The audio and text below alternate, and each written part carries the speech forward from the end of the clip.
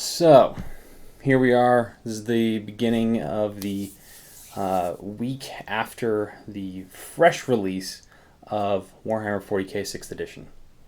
So, I'm sure that many of you last weekend on Saturday or Friday night late went out to your local shops and acquired yourselves a copy of this gigantic tome of awesomeness. Now, I will admit right out front that I am not a GW fanboy. I really enjoy the miniatures they produce, and as far as fantasy goes, I think it's a pretty good game, but 40k has never been the epitome of what it is to be an excellent war game. But I'm here to tell you that I may be eating a little bit of foot sandwich for 6th edition here. That the rules changes they've done, I think, are very exciting and have made the game more fun and interesting and dynamic. One of the concerns that people have made for some time now about game balancing is the idea of allies. I think that you're going to find, I'd say it's possible that we may find ourselves in a situation where the tournament scene bans the use of allies and that whole branch of the Force Org. But I think that it's going to open it up to a lot more possibilities, and it may actually end up making it more balanced because, you know, when you are tried and true Blood Angels or Black Templar or Space Wolves player, and you just are complaining about how awesome and broken Grey Knights are, or whatever new faction, whatever the new hotness is that just got released that everybody is clamoring over, and just how much better it is than everything else, which I don't agree with, first of all.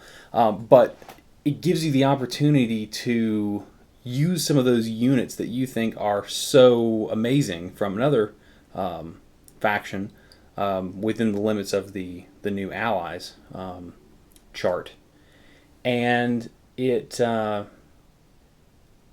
you to take some of those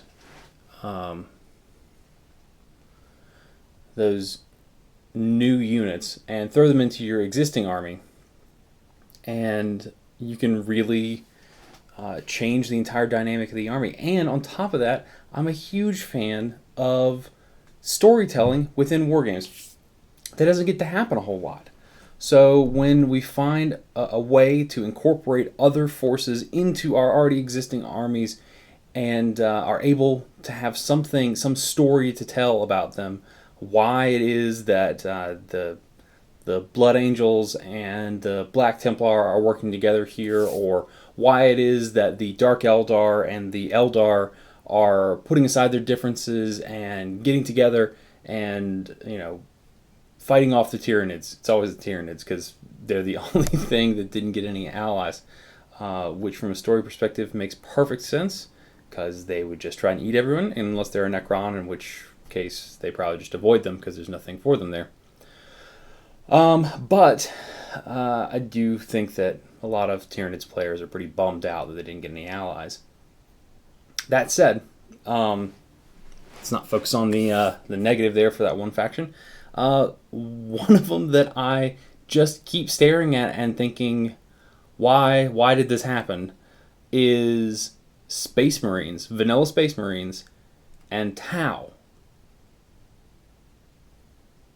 What happened? I'm sure there's some fluff in there that I haven't figured out yet or haven't found, because I haven't read through the entire thing yet. I'm mostly focusing on the rules section. But did they just figure that the Ultramarines were blue and the Tau were blue, so they must be good? I don't buy it, but that's cool. Tau was the first army I ever bought. And even though I'm still a little baffled by it, I'm not going to argue with it. It's pretty cool. And I'm sure that there will be some fluff I'll find in the book or to follow in other books. New Tau Codex, maybe? Tau, I think, are getting a little behind the curve on the Codex renew. But I gotta say, Space Marines Army taking a contingent of crisis suits for some long-range, heavy, shooty support, that would be pretty cool. Rules-wise, I think that would be a pretty interesting list that you could take. You figure out some sort of assault army and then have the Tau backing them up with long-range plasma fire or missile pods shooting around corners and over terrain and stuff.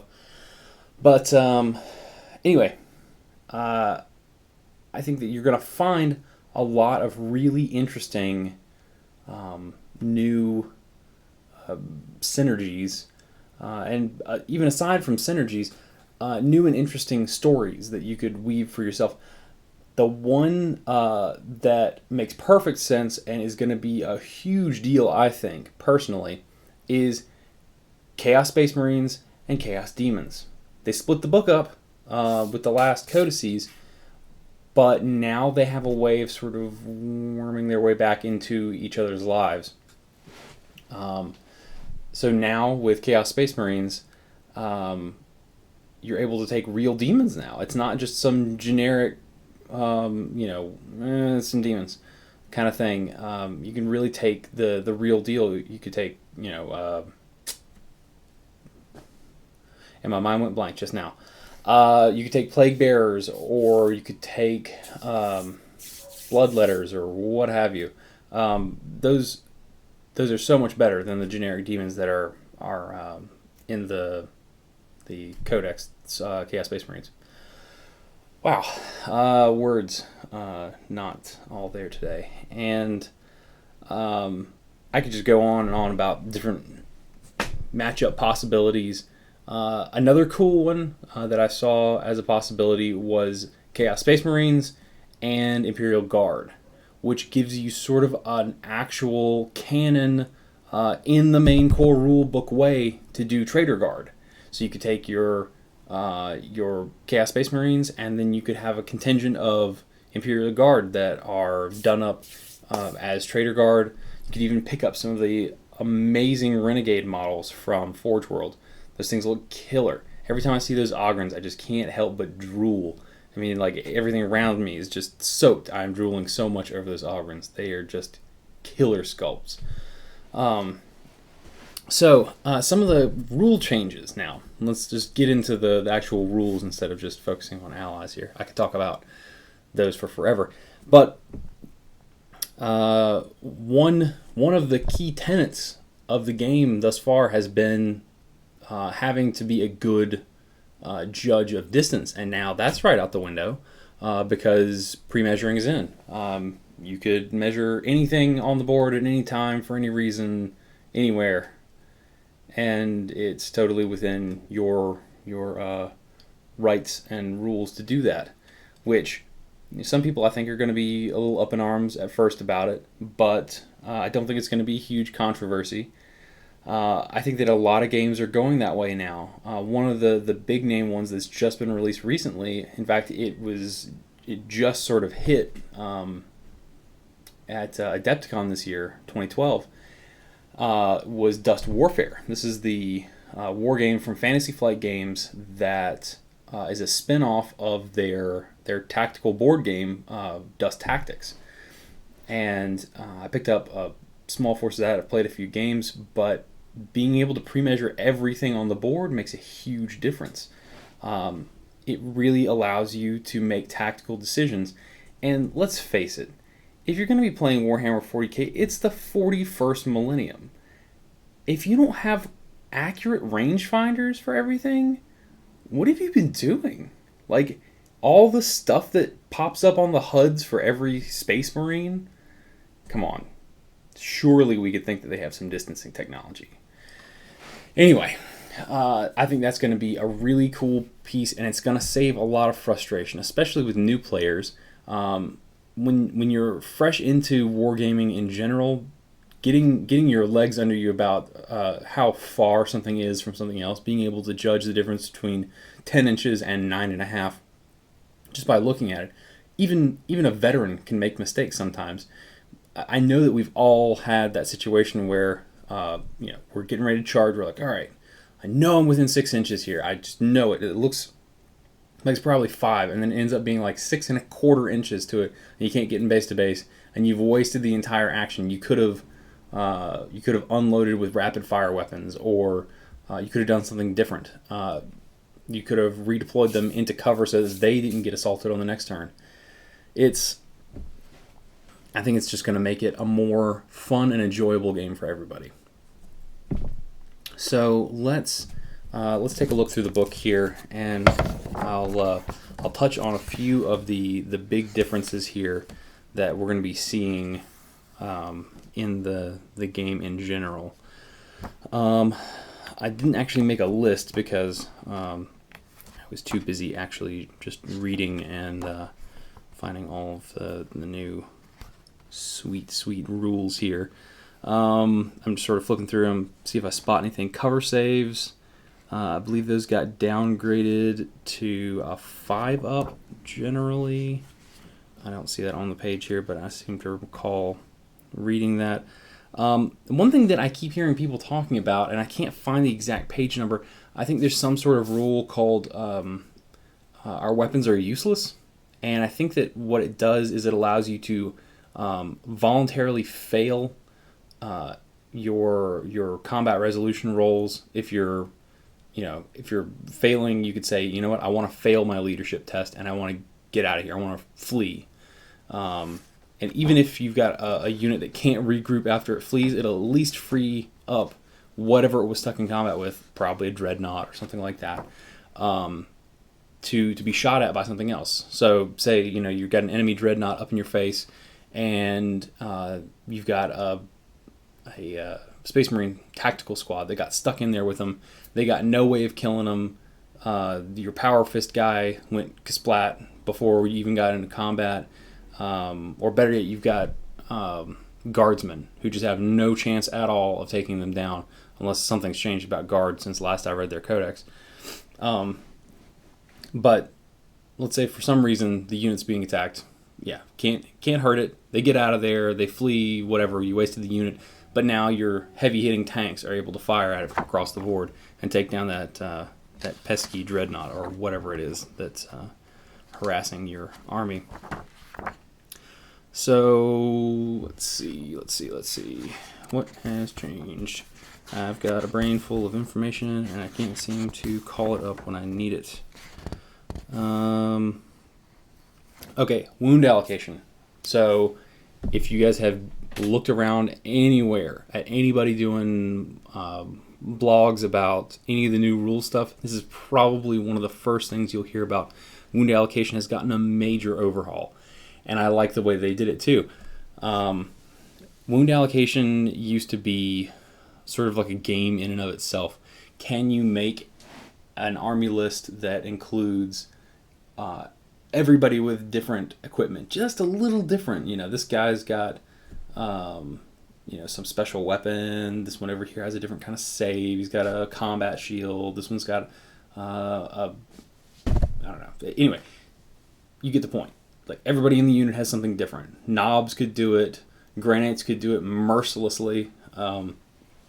And the way that it's all done now is that, if I'm shooting over there at that squad of orc boys and I'm laying down all kinds of fire, you get casualties removed from the front where the bullets are hitting, which makes sense to me. So if you put your melt-a-gun out front and you get shot up, then, oh well, your melt-a-guy, he's the first to die. If he's in the front, first to die. Now, one of the things that I think is going to be a really cool feature of this is that, though the casualties come from the front, it also means that if the front guy has a different armor save, if you've got mixed saves anywhere, you kind of have to split them up and roll one at a time to see if that front guy dies. So let's say you've got a squad of random generic troops, and then you've got a leader in that troop or an IC that's got like a 2-up save. Like, you've got a Terminator Lord that's joined a normal squad of infantry for some reason. You'd have to keep taking saves on him one after another until he dies, which means that depending on, if you've got all kinds of interesting things to keep him alive, like ways to block attacks, or I mean, you've got a 2-up save, and then maybe you have Feel No Pain on top of that, or something that just makes him impossible to kill. You can just keep taking those saves from him, and it essentially creates a sort of a safe zone behind him where no bullets will get to anything behind it until they kill him. So you can have you may start seeing something where you've got a cheap independent character for certain armies that you can give really awesome armor to, and just stick as many of those as you can into different units, and then have them march out front, soak up all the fire, knocking bullets out of the air, and then, maybe they finally die, and everybody else just charges in. Like, they're kind of like a walking transport almost. Now, I may be completely wrong about that in practicality. I don't know. I haven't played a game of 6th edition yet, so I'm itching to try out some of these theories that I've got, or hypotheses, rather. I think that's going to be pretty cool. Also, wound allocation, say my opponent is shooting at me, and they've got a heavy bolter and a melt-a-gun and some bolters. So they're firing at me. They shoot 4 bolters at me, so they're in rapid fire range. You got 8 shots, and you get your melt-a-gun shot and your heavy bolter shots.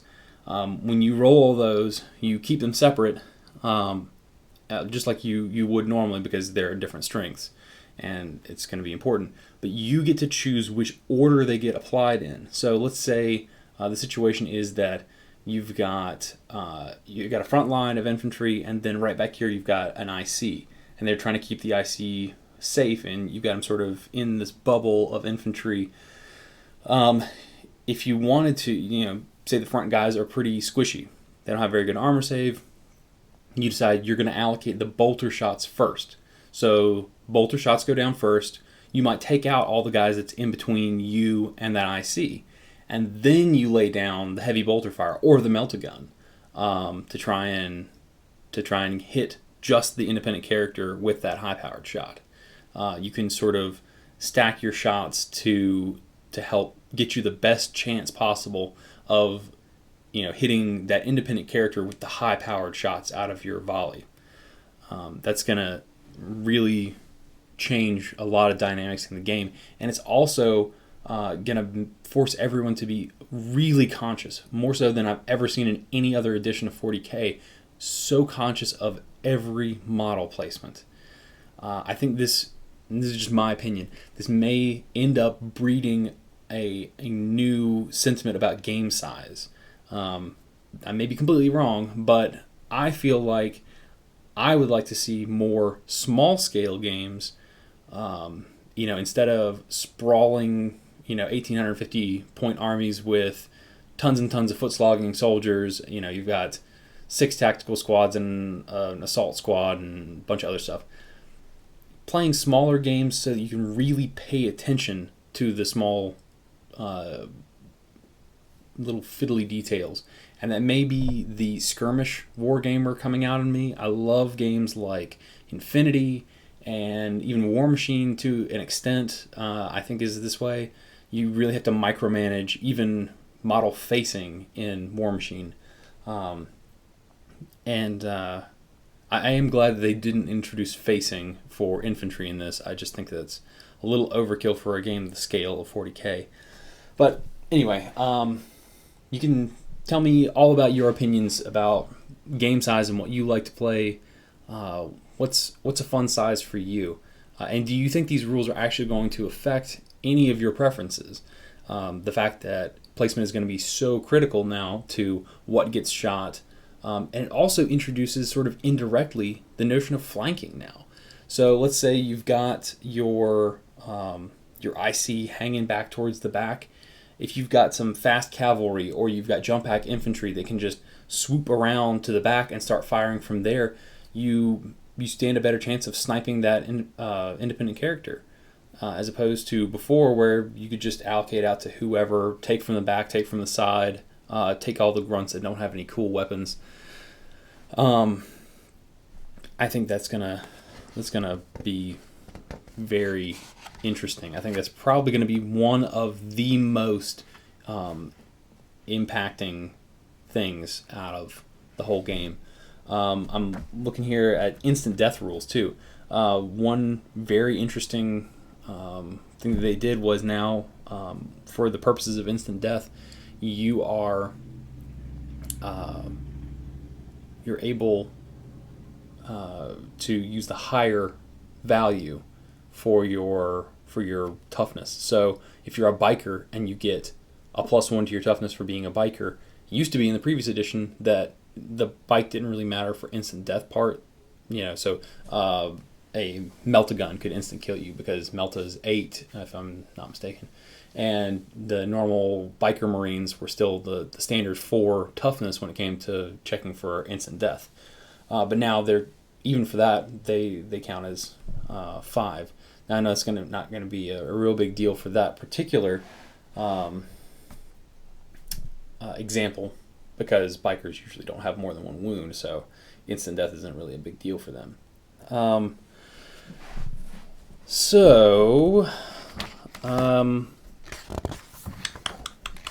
See if I can find any of the other ones that I found here that were really sticking out to me. Wound allocation also has some effects in close combat.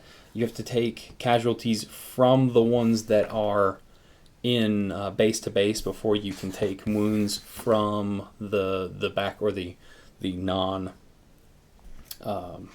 base to base folks, the people that are within 2 inches of those in base to base. Special rules. Feel No Pain now has been downgraded to a 5-up instead of a 4-up save, but aside from that, it functions the same. We've got a difference in the way that you deal with shooting at tanks or doing damage to tanks. This is another pretty big change that they've made. You've got the notion of hull points now. So just about every vehicle in the game has 3 hull points. Some of the big ones, like I believe the Monolith and Land Raiders and some of the big stuff, has 4. And the way that these work is that they took wrecked out of the normal vehicle chart. And so far as I understand, what you get when you shoot at a vehicle is, on a glance, you take a hull point away. You don't roll on the table. You just take a hull point away. Then, if you get a penetrating hit, you take a hull point away and you roll on the damage table. So you get ancillary effects if you do a penetrating hit. And the new table is, they basically taken the wrecked result out and just sort of moved everything up 1. So now 1 and 2 are shaken, 3 is stunned, 4 is weapon destroyed, 5 is immobilized, and 6 is explodes.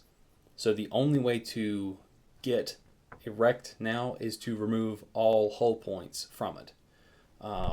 So you can explode it on a single penetrating hit. On a 6, it goes kablooey and you're done.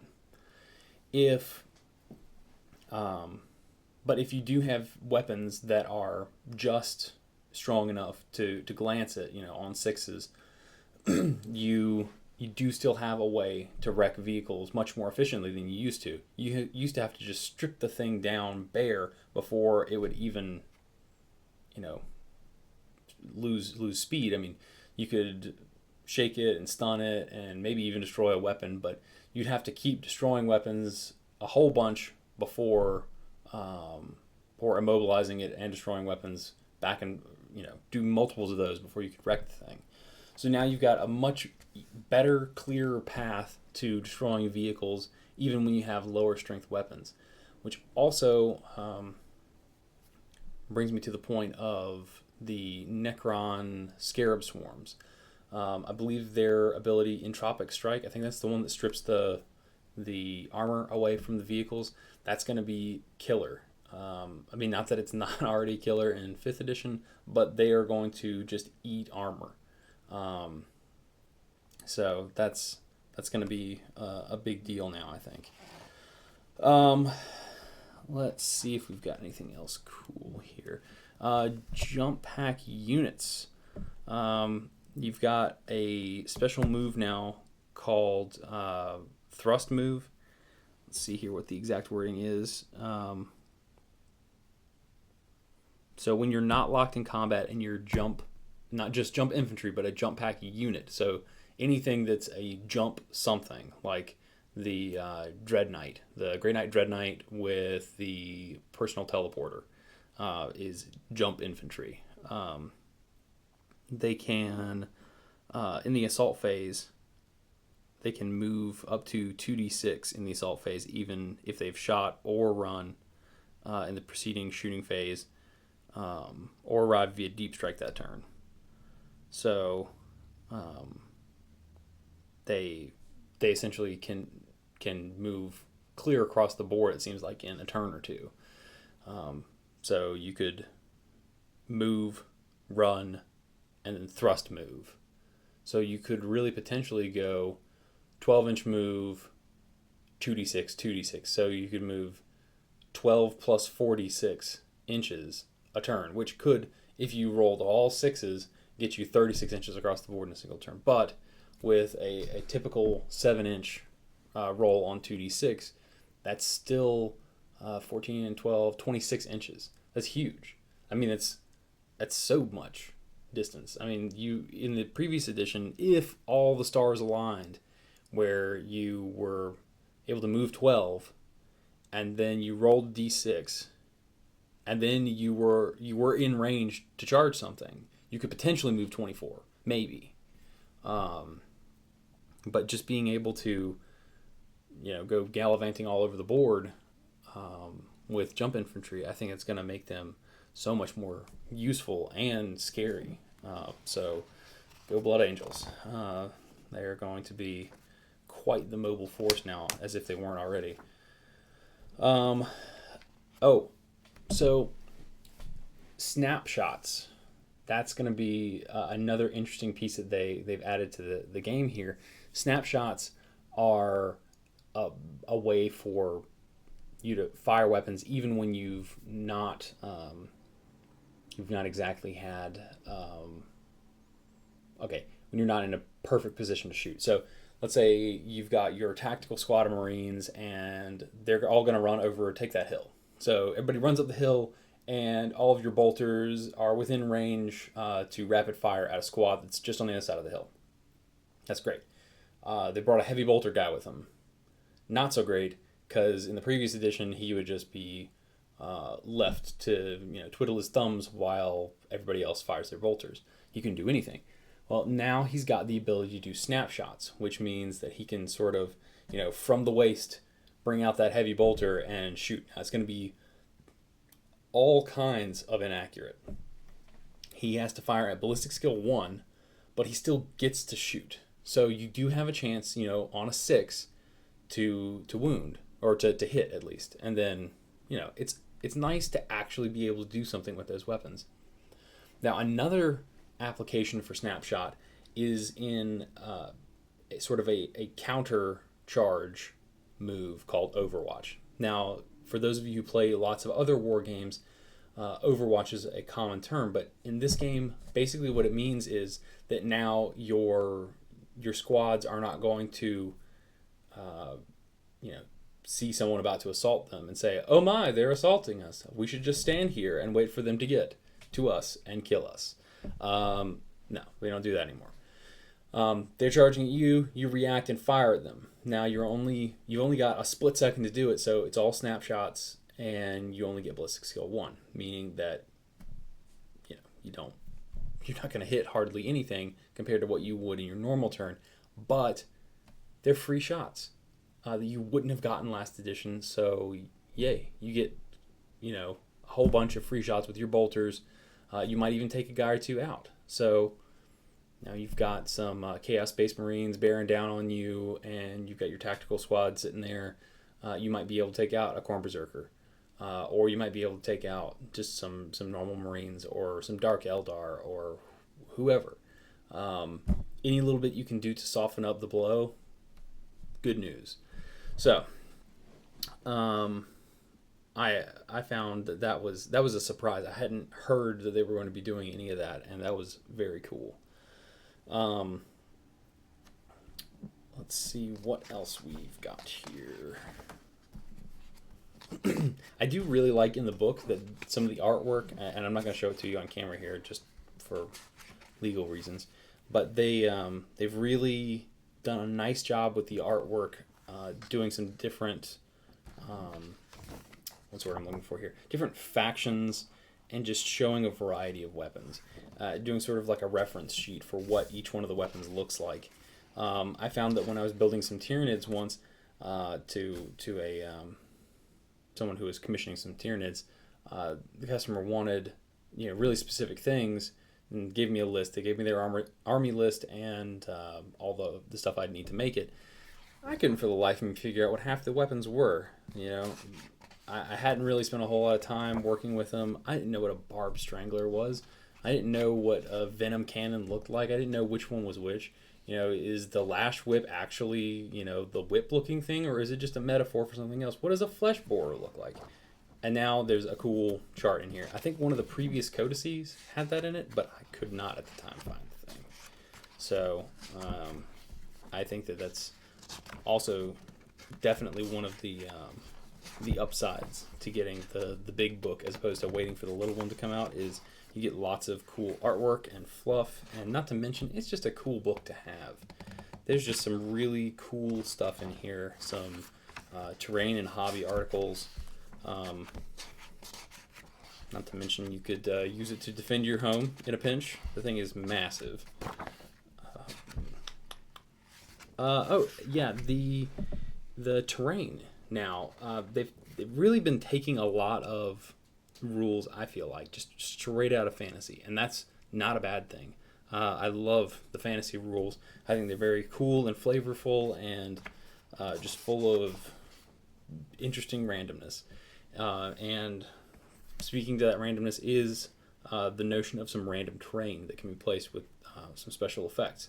So you'll have like special, I think in fantasy it's called like mystic whatever, or maybe it is just mysterious. The terrain in the book here is mysterious whatever. So you got mysterious forests, mysterious rivers, and I think there's some more. But yeah, you've got a few different types, and you roll off on the chart and see what you might have. So like you've got a scenario that calls for a mysterious forest. You put down a forest somewhere, and you put a little marker on it, and at the beginning of the game, you roll to see which thing you get. So one of them might give you bonuses to shooting out of it. Others might give you a bonus to cover. Some of them might hurt you if you're in it. Runs the range of whatever they feel like throwing at you. Also, so we talked about allies back at the beginning of the video, and now just to expand on that a little bit, now that I'm looking at the force organization chart here, the standard force org for your main force is still the same. You've got to take 1 HQ, you got to take 2 troop choices, and you can take up to 2 HQ, 6 troop, 3 elite, 3 fast attack, 3 heavy. Same as it always is. But they've added a new slot called Fortifications. And there are 4 fortifications listed in the book right now. They are the Aegis defense lines, and you can upgrade them with the the quad gun. It's like a quad autocannon thing. The Icarus las cannon, which are both interceptor weapons. So I'm not positive on that, but I'm pretty sure those are the ones that shoot down flyers. And you can also upgrade it with a comms relay, which honestly I'm not quite sure what it does, but I bet it has something to do with calling in reserves. So, and they've got various point values associated with them, so you can just buy them and have them in your army. Now, I will warn you that all of the fortifications right now are all Imperial. So unless you're playing an Imperial army or feel like using one and saying, well, it was on a planet that we're holding now, so we stole it from the Empire or Imperium, I think that it would be perfectly acceptable to custom make your own pieces of fortification terrain. So if you were playing Tyranids or something and you didn't want to use any Imperial stuff, you could make some interesting little like chitinous wall things to be your Aegis defense lines. Your landing pad could be some sort of like bio plateau thing with, I don't know. It could be like a receptacle landing pod for the spore pods. The Anyway, back to the Sky Shield landing pad is the second one that you can take, and I don't think there's really any upgrades you can give it, so that's a static price. You can also take a Bastion, which is very cool. Basically, getting to drop down a 14 all-around fortification onto the table with some nice heavy weapon sponsons, and you can upgrade it to have a nice big turret on top, shoot down those flyers coming in, or a comms relay. Once again, the last one is the ever impressive and gigantic Fortress of Redemption. So that thing is just a towering mountain of plastic.